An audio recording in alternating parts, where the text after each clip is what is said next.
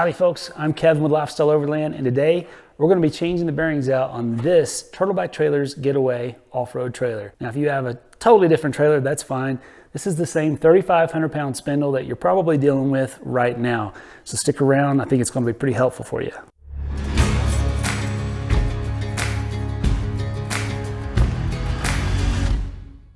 Now if you're like me and you're searching YouTube and trying to get some information on how to do this process, time is of the essence. You're in your garage, you're in your driveway, you're on the side of the highway. So I'm going to make it simple for you. We put some chapters down below here on YouTube so you can just jump straight to the step that you need for replacing this bearing. So the purpose of this video is to be an exhaustive account of life with trailer bearings. And let me tell you right now, if you're new to trailers, bearings are the Achilles heel. If you have ever seen a broken down trailer on the side of the interstate, it's either a blown tire or it's a bearing. And I know you've seen some of those trailers going down the road and the wheels look like they're attached like this right here. And that's because the bearings are about to go out. So I want to cover everything that I've learned about bearings in this video. So let's just get after it. For starters, how do you know if your bearing is bad? Okay, so the quick and dirty way to check on the status of your bearings is to grab the top of the tire and wiggle it side to side like this right here. What you don't want is a lot of play in the top of this tire. Now it can be deceiving, especially if you have a lot of weight on the trailer, so it's best if you can jack it up. All right, so once you get it jacked up off the ground, you just want to give it a good spin, like The Price is Right or The Wheel of Fortune. Now you will most likely hear a little bit of scratching, and that's just the brake pads. That's an okay sound. What you don't want to hear is a groaning or a grinding, a roar, roar, roar kind of sound. So the health of this bearing is still pretty good. I'll give you a little closer sound bite here.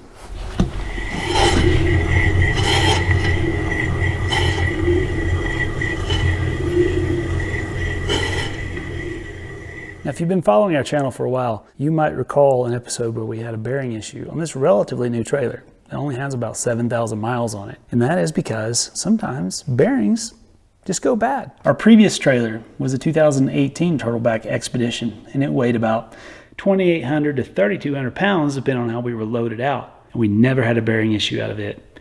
This trailer behind me weighs about 1,200 to 1,400 pounds loaded with our gear, and it had a bearing issue. So you never know when one might go bad. All right, so another great way, and probably the best way to keep a check on the health of your bearing is to carry one of these guys in your kit. And at every fuel up or every rest stop, grab this thing out and just shoot it right on the hub, right like that.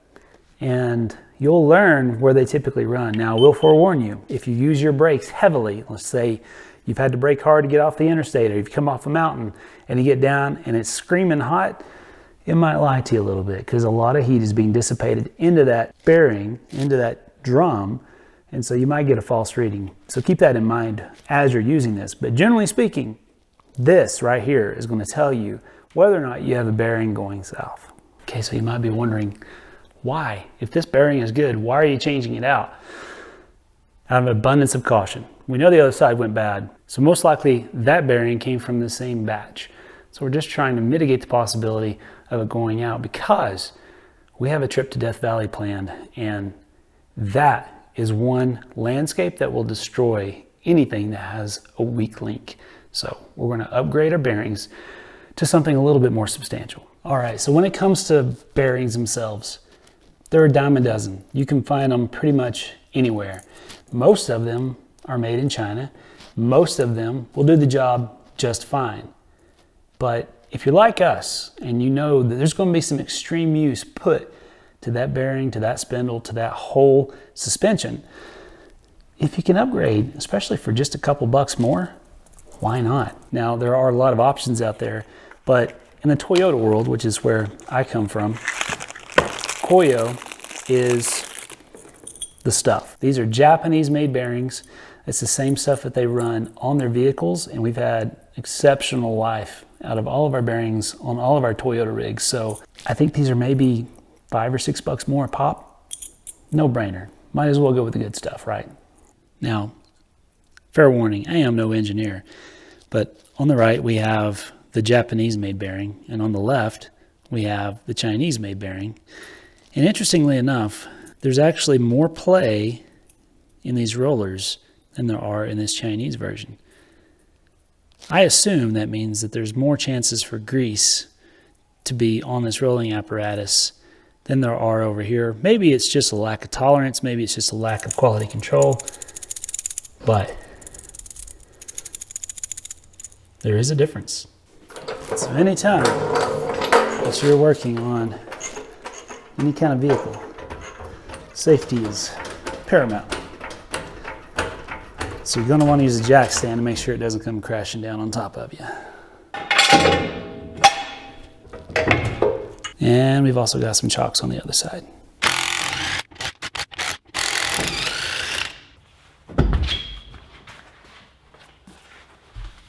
All right, with the most obvious step of removing the tire out of the way, I'm going to take the dust cap off. Thin little screwdriver works just fine for this. If you don't have a dust cover, get a dust cover. Now this dust cover is unique in that it has a removable plug here so that you can actually grease the spindle while it's all installed. Now just be forewarned, you don't want to over grease these things because it will eventually squeeze itself into the brake assembly and then you'll lose your brakes.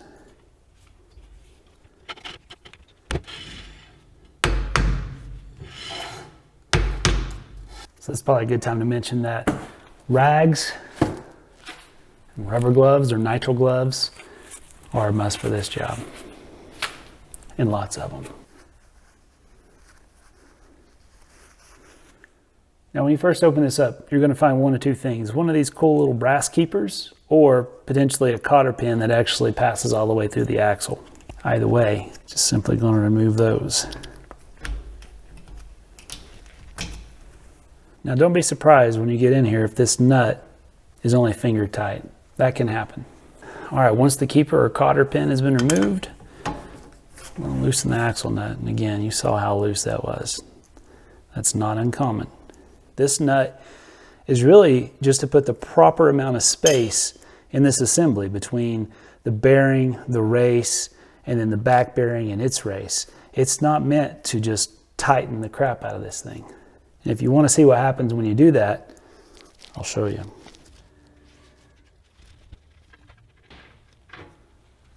So if you're just taking this apart to inspect the bearing or to repack the bearing, you want to be careful right here and just keep your hand over this hub so it doesn't flop out on the ground or into the dirt. All right, removing the bearing from this side is easy. You've got one washer and the bearing itself, the small bearing. This is the outer bearing. And then inside here is your race. And this is a really good time to clean that race up and make sure there's not any excessive wear, grooving, things like that. This bearing definitely has something up with it. There's actually ridges, like it's been bouncing. So maybe a couple of the rollers aren't spinning all the way. All right, on the back side, things are a little more complicated. What we have here is a seal. So what this guy's job is here is to ensure that the grease within this cavity doesn't make its way into your brake assembly. Now, you can attempt to reuse these, but in my opinion, I think you might as well go ahead and order some replacements. Number one, those seals can dry out and dry rot and come apart, and eventually you can have an even bigger mess on your hands once that grease gets into the brake assembly. And number two, it's just a real pain to try and get removed without damaging it anyhow. They're not that expensive. I think they're like $4 or $5. Just get a couple of them. Keep them on hand.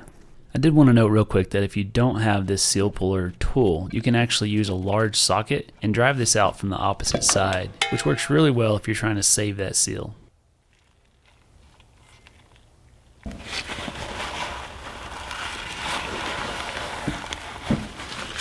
So I like to get the excess out just by passing a few rags straight through there, digging in and getting a few blobs before we hose it down.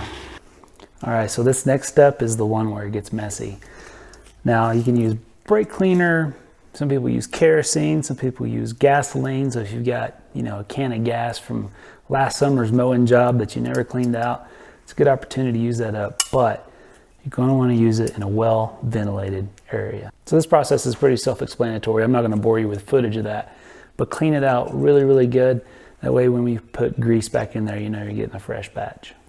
It's also probably important to remember, try not to drop any grease on your actual braking surface, and better yet, whenever you're done with this process, before you go to install it back on, just spray it down with some brake cleaner to make sure that all these surfaces are nice and clean. So chances are you're probably not going to need to replace the races in your assembly, but just in case, I'm going to go ahead and go through this process. And I also wanted to upgrade the races to what I know to be quality steel, so we're going with the Koyo races as well. This definitely complicates the process just a little bit more, but not that bad. So there's a couple different ways we can go about driving these races out. And the most simplest form is a brass rod like this, or even just an old screwdriver. Just be careful that you don't gouge out the steel where you're going to be replacing that race itself. It's going to make it really hard to drive back in properly. Now they do also make some kits, little driver kits like this right here. I've never owned one, I've never used one, but I bought one for this video to let you know if it's worth the investment. I think this was about 26 bucks. I'll, by the way, going to be sharing all the tool links and part links and stuff down in the video description, so I'll get you pointed in the right direction for the 3,500 pound spindle. So if you're using the screwdriver method or the brass rod method, you're going to drive the opposite side out. So you're going to reach all the way through here, put this on the lip, right, like so, and give it a good smack. So we'll do the back one this way, and then we'll use the new method on the other side. Just remember to alternate. Don't want to get that thing crossed up.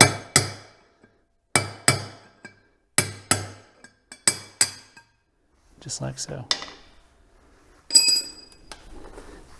Easy as that. Now that we can see a little bit better, just going to go right on that edge there. Work your way around. I like to go across this way, and then this way and this way, and it seems to work best. All right, so now we're going to try our new fancy little driver here. And these will really come in handy when we're installing it. No, that's not even going to fit all the way through. All right, so lesson learned. But these will come in handy for installation. Now why do I use a brass rod? Well, because you can see it's soft, and so it deforms with whatever you're striking against, so you're not leaving gouges in anything important. I'm going to cheat and use something from the jack. Lay that right down in there. Now we're cooking. So I just wanted to show you here. So this is the edge that we were actually striking against with that brass rod, and there's no damage whatsoever. They're really, really handy to have. You want to keep some of those in your arsenal. I've even got a great big one here that I use from time to time, but I didn't want to make you jealous. All right, now time to go back in. So this is going to be the inner. This is a little bit larger than the other side. Let's give you a quick shot here. These are the Koyos. This is actually kit, so this comes with the large bearing and its race.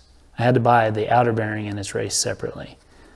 That's the part number if you want to search it up. Again, all these will be down in the links below. Now there are two schools of thought. We could lubricate this, but you also don't want to get in a situation where this guy starts spinning if you were starting to seize up. This is supposed to be the sacrificial part for the drum itself. So I'm going to drive this in without putting much lube on it because it already does have a little bit of grease down there. Now is when our little secret weapon is going to come in handy. Unfortunately, it wasn't good for driving them out, but it'll give us a nice, flat, even surface to drive them in and mitigate the possibility of us getting that thing sideways going in. It's never, never a good sign. Do want to give this one more swipe, just to make sure there's no brass pieces laying in there. It's going to slow us down. Very, very thin coat of grease now too, just from doing that.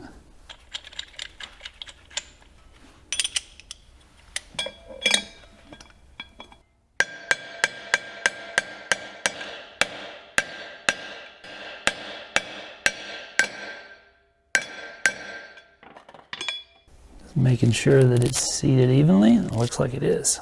Well, that made it easy. And now we flip.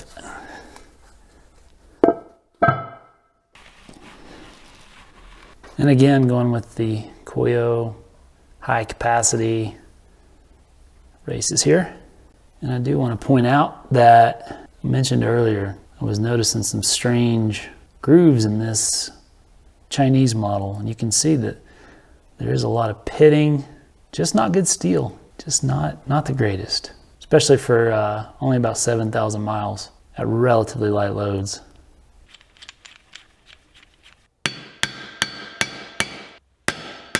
And by the way, this might be the most satisfying sensation in the world.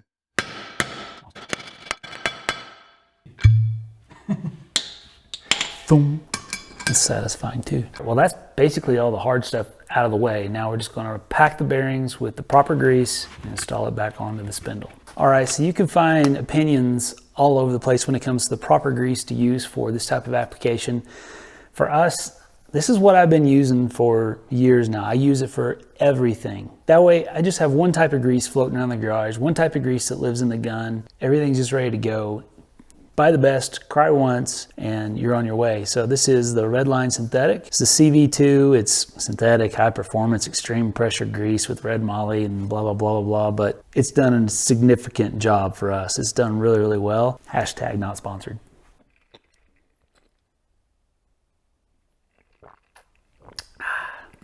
Overlandstyle.com. All right, this can be a very messy process if you don't have the proper tools. So the goal is to get the grease not just on this thing, but inside this thing. You want it packed completely full, no air bubbles whatsoever. Now you can sit there with a pair of gloves and a handful of grease and just mash it into place. It works, it's free. It's a mess though. Again, proper tool for the job makes a huge difference. And this little gem right here, I think this is like 14 bucks. Links will be below, but you simply put this thing together like so, snap your grease fitting on there and squeeze the trigger, or pump it, depending on what style you have. And it'll fill it completely full. It does a great job. I'll show you what I'm talking about. So I'm not gonna show you how to do it by hand. Take your time, pack it completely full. We're gonna use this. All right, so a little side note. My last grease gun was so frustrating. I think I wasted half the grease just because the tip was a piece of crap and it never would seal. So when I upgraded to the battery powered DeWalt here, game changer, still kind of a crappy tip. So I did some more research and ended up with what's called the lock and lube. This guy is the ticket right here. You just pull the trigger back and then you just slap that guy on any fitting and it locks it in place. It's not coming off. There's no leakage right here. And they even make a little 90-degree attachment, which I have for tight spaces as well. Again, little things like that save you a lot of cursing. So I just want to make sure there's not any dirt, dust, grit living on these guys. So giving them a quick wipe down. All right, so we're just going to lay this guy in here. Put the end cap on, center that guy up inside there.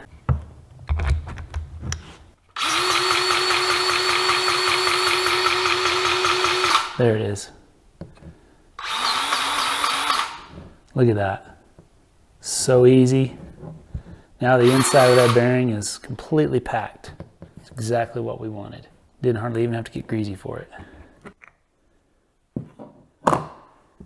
Ta-da! I love cool tools. Now we're just gonna set this guy right over there in the race. Let's go. Just wanna give this guy a quick little squirt.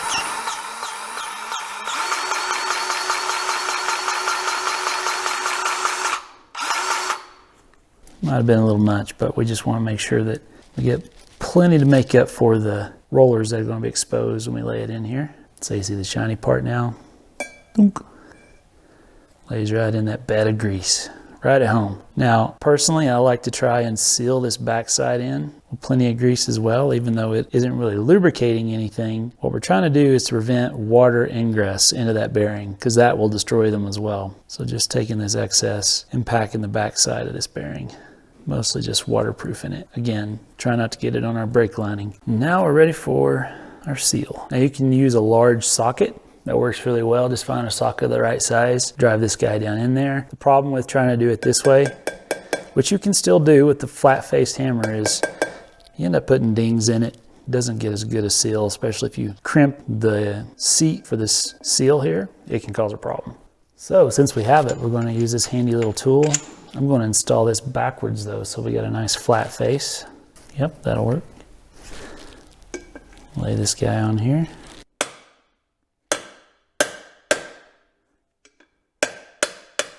You might have to move this around depending on which side's going in first. It's a little bit thin, so it can tweak. As long as it's usually flush with the top of this guy, you should be good. Backside's done. Let's flip it over.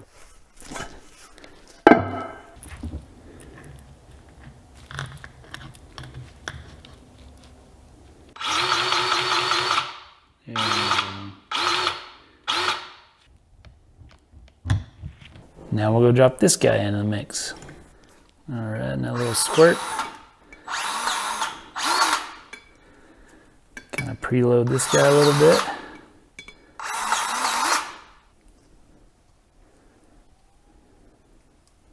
And then drop this guy into place.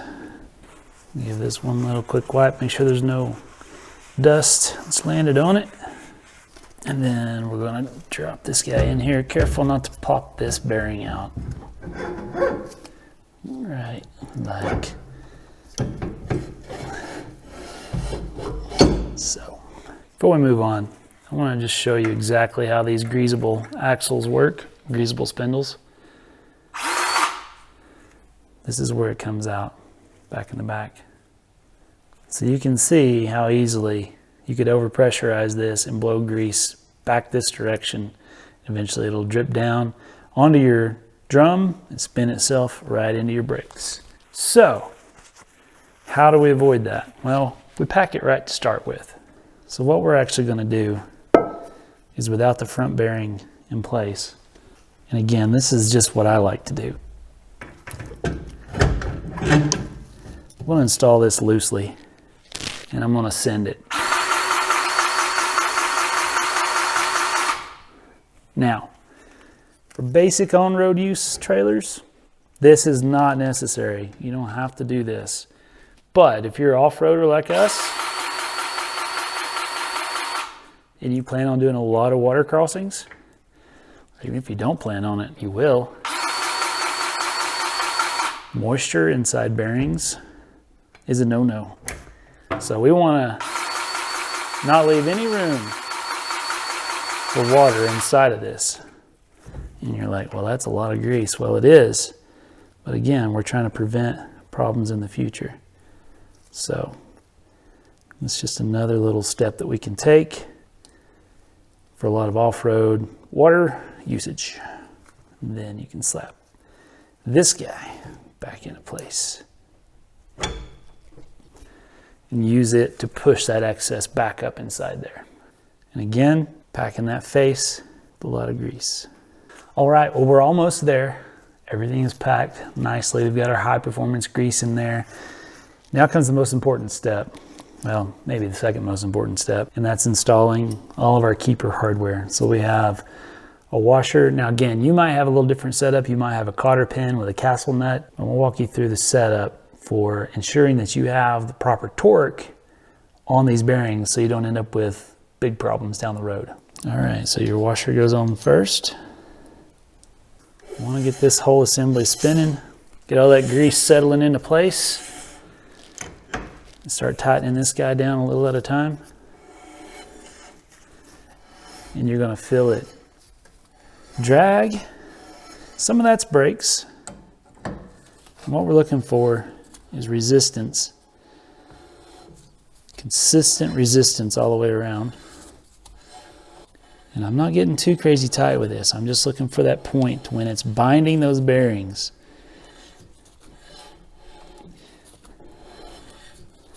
And that's about right there.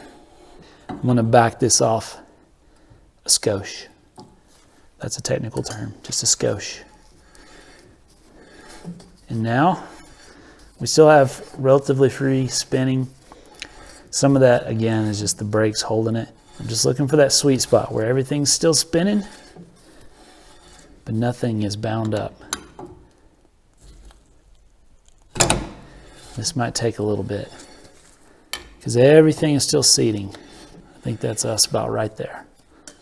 And now we're ready for our keeper or your cotter pin, depending on what setup you have. Just don't want to booger up those threads.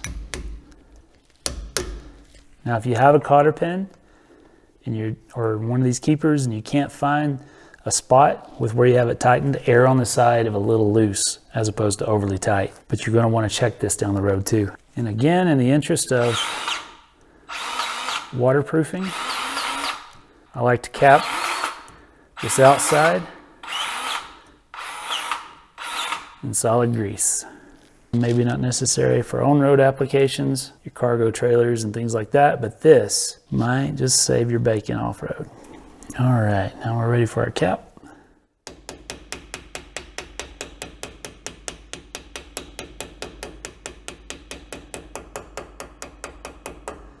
You can see what I'm talking about here. See how this is already dry rotted and shrunk? That's an intrusion point for water. Not necessarily a fan of these caps myself, because I don't use that grease port. All right, that's how it's done. All right, I bet you can guess what the next step is, and that's to install the wheel.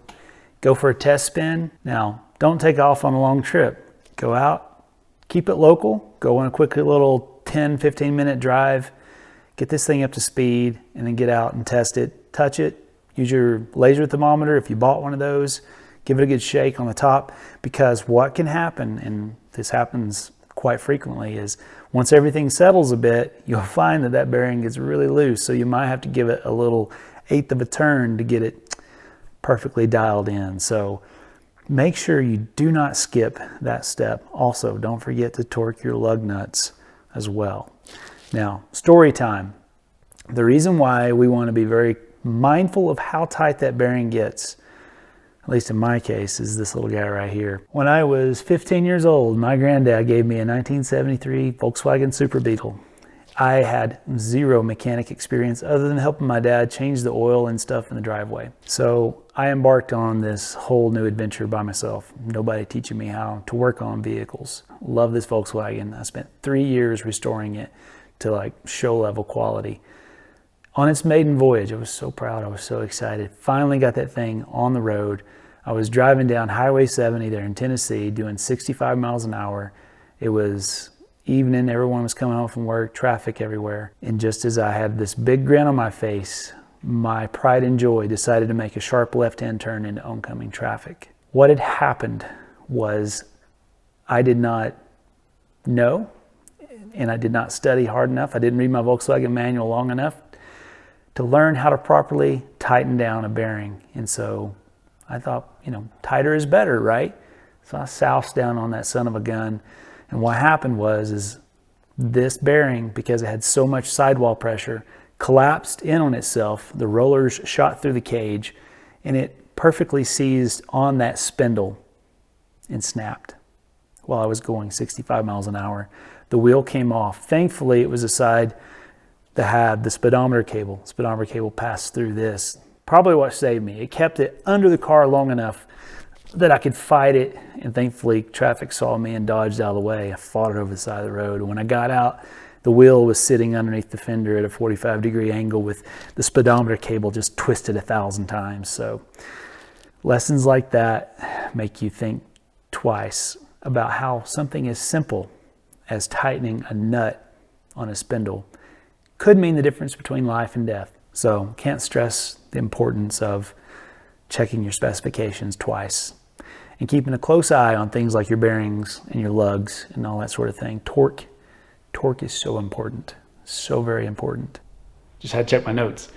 Don't forget, service your bearings annually, give them a fresh coat of grease, carry spares that are already pre-packed, throw them in a Ziploc bag, and don't forget, carry all the tools that you need to change it, because you'll be surprised.